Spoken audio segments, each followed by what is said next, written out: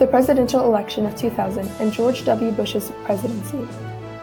The presidential election of 2000 was the closest in American history. The U.S. was split between Al Gore as the Democrat candidate and George W. Bush as the Republican candidate. None of the candidates won majority, but Al Gore received 0.5% more popular votes than Bush. The percentage was 47.9% for Bush and 48.4% for Gore. However, to acquire presidency, you must have the most electoral votes. The winner of the election was down to the electoral votes in Florida. However, Florida was forced to do a mandatory recount of votes because the votes were so close. Nevertheless, all of Florida's counties could not complete the recounts by the given deadline. But on November 26, 2000, Bush was declared the winner by 537 votes in Florida.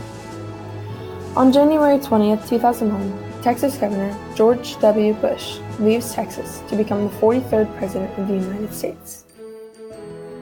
9 months after Bush was inaugurated, America's most feared terrorist attack occurred, September 11, 2001. Just 3 days later, Bush proclaimed a national emergency. Weeks after the terrorist attack, Bush signed the Patriot Act. This brought new rules to surveillance and national security in the U.S. Some Americans believed that it's kept our country safer. Others believe they violate our American rights.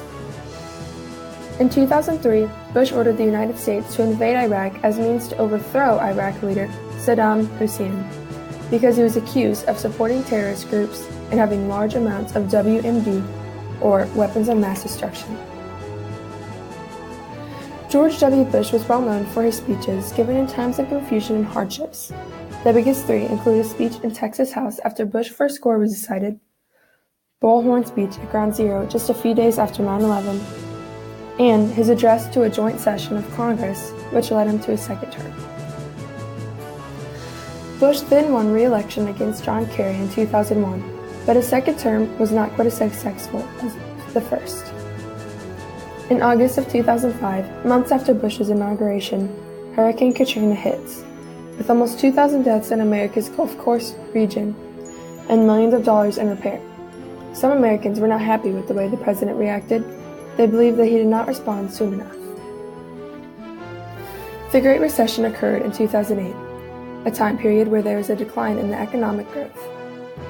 Bush signed and passed many important acts and programs throughout this fearful time, like the Economic Stimulus Act and TARP, Troubled Asset Relief Program.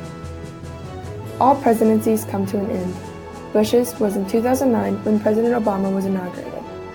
George W. Bush may not have positively impacted America in the second term, but left a lasting impression with his first.